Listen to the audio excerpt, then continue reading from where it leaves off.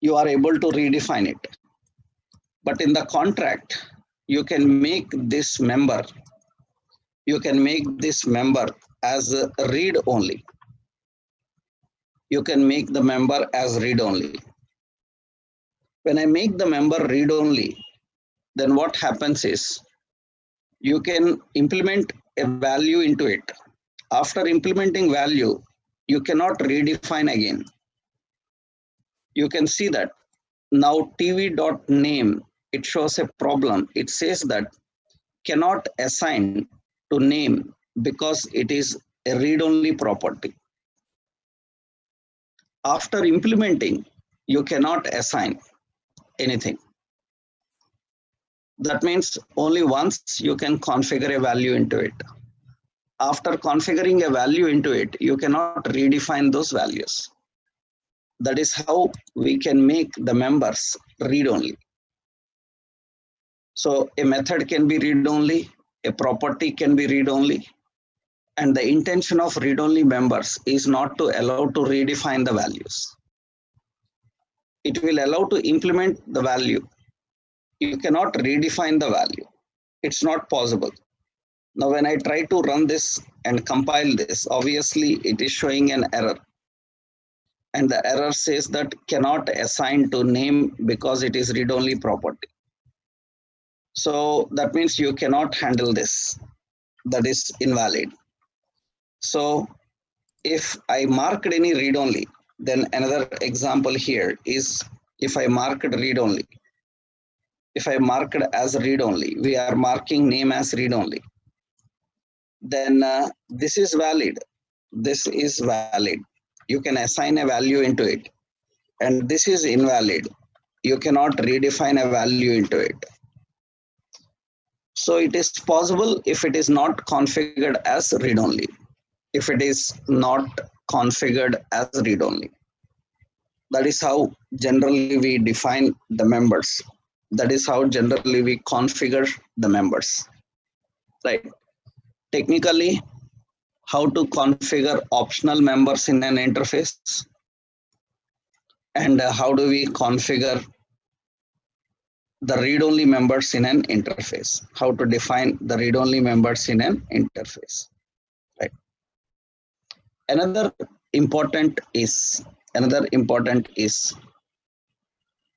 so this is read-only. That means how you can configure it as a read-only. Right. One more important option in the contract is indexable properties in a contract. Optional properties in a contract, indexable properties in a contract, read-only properties in a contract. So what are indexable properties in a contract? That means actually, usually what happens, usually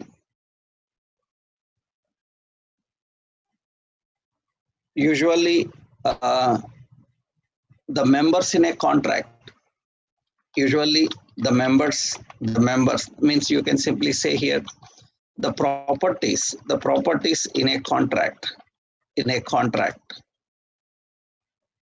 are accessible by using their reference name.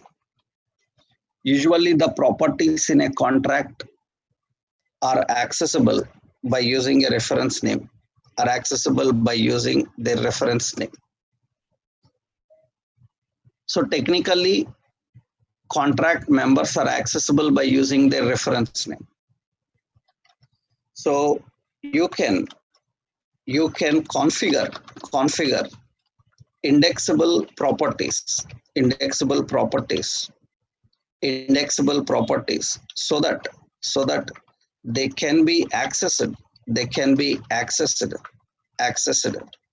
by using an memory index. By using a memory index. So it is regularly used regularly used to define a collection of a collection of values such as array. That means generally the properties that you have defined in a contract are accessible by the reference names. That means name, we access it by using name.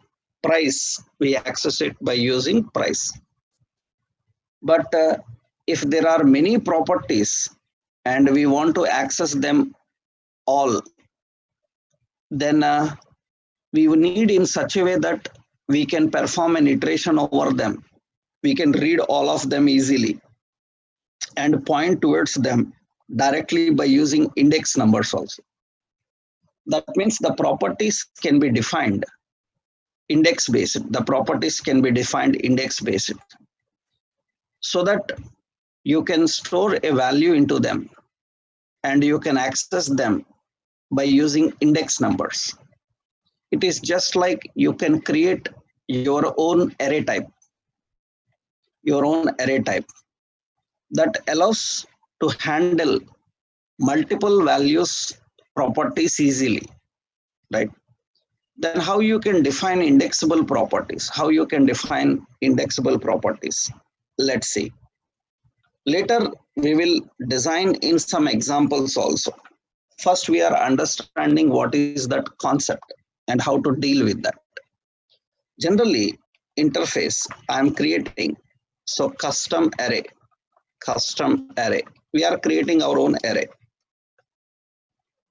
Usually, array should contain a reference in such a way that we can access its property and value. Array should contain the reference in such a way that we can access its property and value. That means key and value references.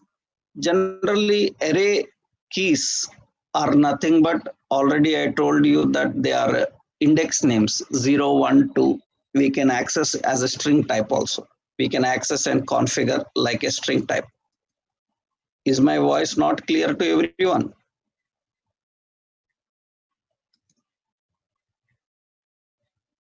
Is my voice clear to everyone?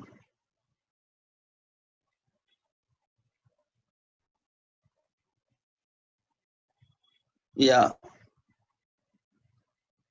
Yes. Once you check yourself, your connectivity. So if you have any issues, please, right? Okay. Fine. Let's continue. So now how we can define the indexable properties, how we can configure. So indexable properties, configure the indexable properties. Usually indexable properties will contain a key and a value. That means generally what happens is, so indexable properties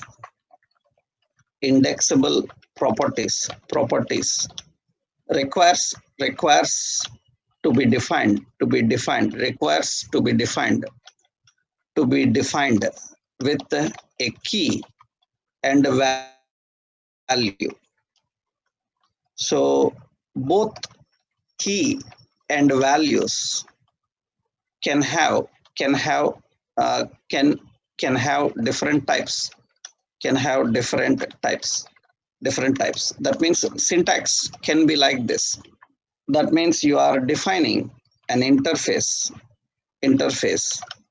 So your collection, so your own collection. And here we are defining an index. So this is a number type. It is a number type. That means we can simply define this as a key. Key is number type and a colon string type. So this is how we have to define any property. It is index-based property. That means now we created a collection which will have a key number type and a value string type. We are not defining any name for the property.